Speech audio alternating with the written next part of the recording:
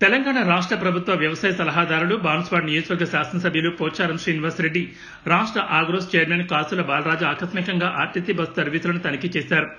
ఈ సందర్భంగా నస్రుల్లాబాద్ మండలం దుర్కి శివార్లోని ఎస్ఆర్ఎన్కే కళాశాల నుంచి గురుకుల వసతిగృహ విద్యార్థుల విద్యాభ్యాసం కోసం ప్రత్యేకంగా ఏర్పాటు చేసిన ఆర్టీసీ బస్సులో వారు ప్రయాణించారు.